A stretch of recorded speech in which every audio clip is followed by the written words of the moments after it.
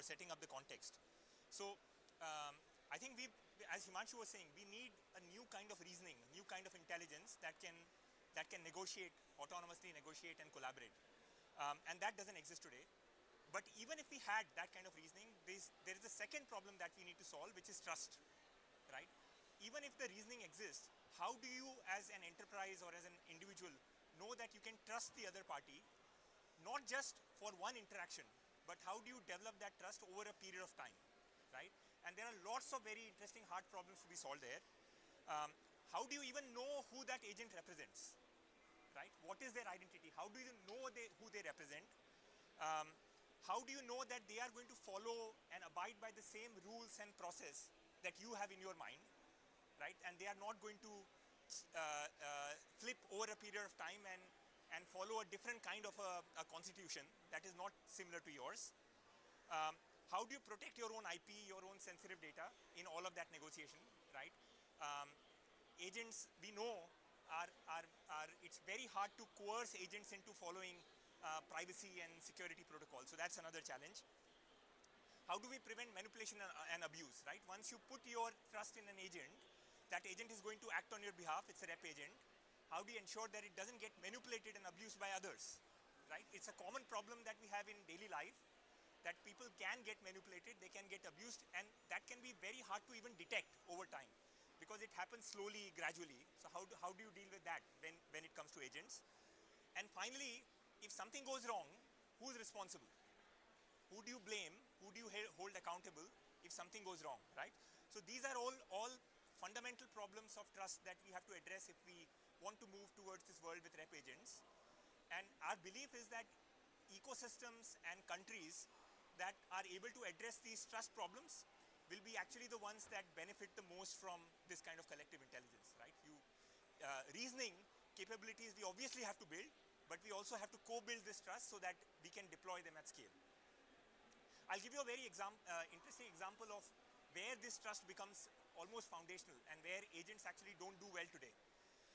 And that is a problem of what is called commitments, right? So typically when you negotiate with someone, you commit to something, right? In the end result of a negotiation, or even sometimes even in the beginning of a negotiation, you have to commit something for the other entity to respond back with their own commitment, and that is how negotiations move forward, right?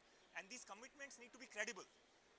I can't commit to something that clearly if the other person doesn't trust that I'm going to hold on to that commitment, it doesn't go anywhere. So these commitments have to be credible, right? Let's take a simple example, right? If there is a company that runs a warehouse, right? They have some amount of space which they want to allocate to people who want to store things in the warehouse.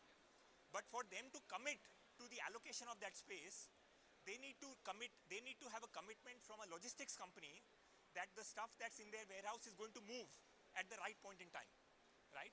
So typically these are multi-party commitments that go across different organizations, and they have to be credible, because if you don't hold on to those commitments, your business, your collaboration breaks down. So now the question is, how do you get agents to make these kinds of commitments? A lot of our agents today are based on language models. They don't have a sense of an atomic operation that they can commit to in the long term, right? Because their behavior is governed by the state as they evolve.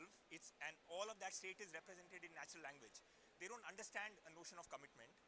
They don't have any notion of binding to a commitment and sticking to that commitment over time. They don't understand repudiation and drawn repudiation. They don't understand that they can't go back on something they've already committed to, right? So you need a mechanism to allow these agents to have an understanding, a native understanding of commitments, not just a natural language understanding of commitments, so that they can negotiate, they can coordinate, right? So this is just one example.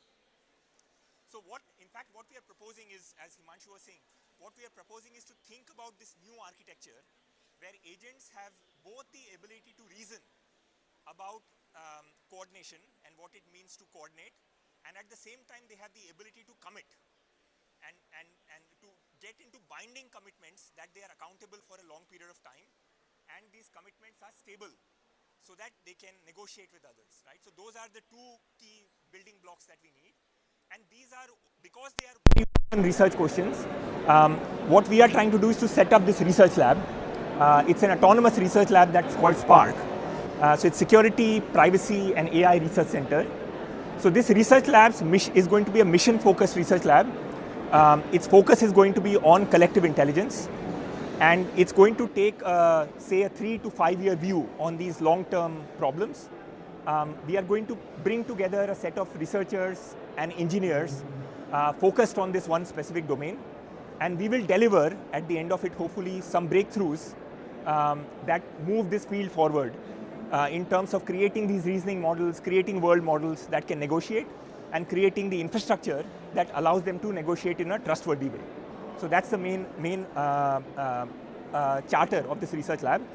But one of the key things about this research lab is, unlike like an academic research lab, it is founded on the principle of being collaborative with the industry, right? So we will, from the very beginning, bring on industry partners who have vested interest in solving these problems.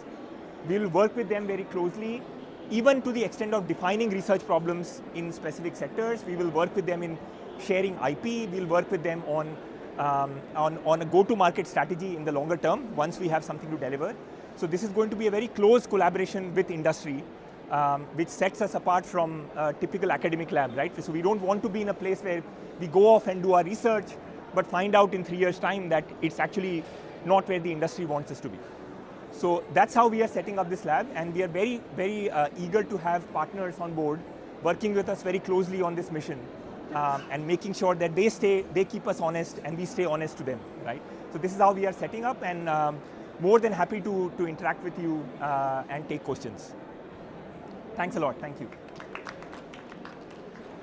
Looks like there's a longer term power cut, is it? No, not longer term. Nobody knows what term, because the floor guy is here and the electrician who's managing this they're looking for the guy. Apparently we are short. So I would say we should wait for this power to come back for some time. Yeah. But in the meantime, maybe we can take some questions. Yeah. So if you have questions, please let us know. We can at least start a discussion. So this lab is already up and running. It's in Bangalore at the Indian Institute of Science campus. So not very far from where Himanshu used to be. So we are on campus, but we are an autonomous lab. Sorry? So it's on the, if you know the IISc campus, it's on the FSID, in the FSID building, in the FSID side. Yeah. The new one. The new one. It's a slightly broader question. Yeah. I'll try to open it up for everyone else. So I'm a lawyer and I'm also a founder. And some of the slides you had on the about collective intelligence, digital public infrastructure. There's a scenario that I went through personally. So I work as a founder in a space where there's a lot of data. Now this government institution which is very happy to innovate and work with the data, they're coming and they want partnerships, they want innovators to work with us with the data. So they're willing to work towards DPI, willing to work towards collective intelligence. Then I went to private sector, again dealing with the same sort of data set. They said to the extent we want to in-house cloud servicing of the data. Where I said we use Amazon and why would you want to in-house cloud servicing when you have big players? It's also very risky. As a lawyer, I was like, hello, this is very risky to do. It's massive human data, 1 billion population. How will you house that much data? But it was so interesting that in the government sector in India, they're so, let's do UPI, let's do all of this. But then private players forget about getting to the question of AI agents going and trying to represent collective intelligence, negotiating. I think in a one-on-one interaction with me, they weren't even ready to be like, yeah, we'll share data with you. Like, screw you, we'll keep the data itself. So how are you going to solve that initial? I think that's honestly, in my perspective, the first barrier. And it's a scenario I faced, and I was at kind of which end how do you solve this Yeah. step? Instead of getting AI into Yeah. question, then what are you doing? No, that's a great question. About solving this. Yeah. I just want to get your thoughts if you're working in that space. Yeah, I'll take that first very briefly, and then so this has actually been my area of research for like the best part of the last 18 years. what you identified is a real challenge, because there is a fundamental mistrust, right? When your data leaves your organization boundary, you no longer have control. You have regulators on your back asking you for, making sure that your data is secure. But when you throw that data up overboard, you no longer have that control, right? But I think one of the opportunities we have, and what is changing now, and in fact this is something that in India we are experimenting in our DPI already, is that we have new primitives that allow you to share data but remain in control of what happens to that data, right? And I'm more than happy to discuss this with you after, but there are new primitives that allow, technical primitives that allow data sharing without you losing control on what that other party is going to do with your data. And the way we think that gets used here is that we want to use the same kind of guardrails and same kind of primitives to allow sharing of data, but in a way that is very controlled, and that you can answer to your regulator. You can go to your regulator and prove that this kind of data sharing is purpose bound, it's limited, and done in a way for this kind of a purpose, right? So that primitive now exists. We need to scale it up. We need to make sure that it's available across the platform, but the primitives now exist to do that. And you can take. Do you have any thoughts on that? No, I think you covered.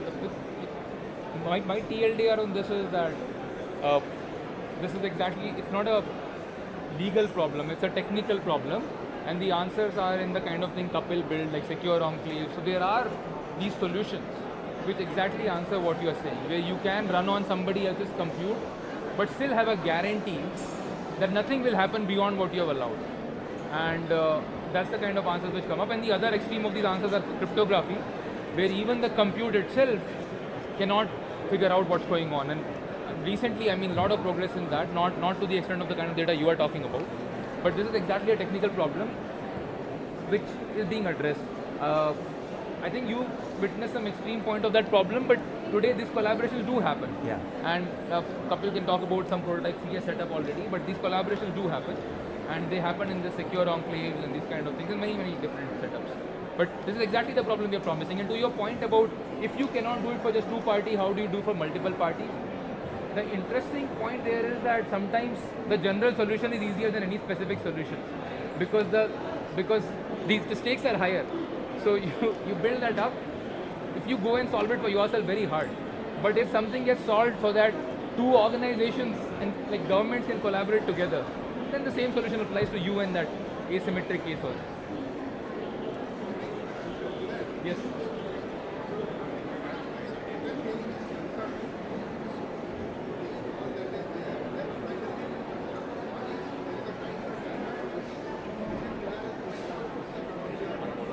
It's majorly going to be controlled by technology, the data technology, or it's the law which is going to support technology. You need both, but mostly if the technology does the heavy lifting, then the law has to be very lightweight. Right? If you have any scenario that you could specify. Yeah, so basically we can, if you have a technical layer that can enforce security of data sharing as it, right, then the law only needs to endorse that technology, and that's it. So it doesn't have to be very detailed, very, governance oriented. It's a silly question, but Yeah. I will forget it.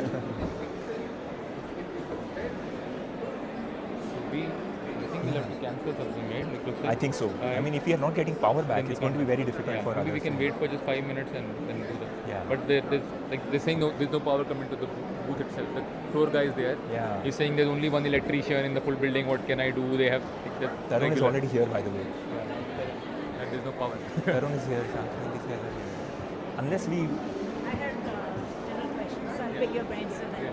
So we are doing a lot of UPI, like we've been pioneering in that. Right? What do you see for healthcare? Right, so because I mean, my husband is a faculty at IC, that's why I know. You're still recording data on paper. You are doing the next session, right? I think. So but this is because see, there is a lot of human data in India, like health data. That's what you're focusing on. No. So there is, for healthcare, right?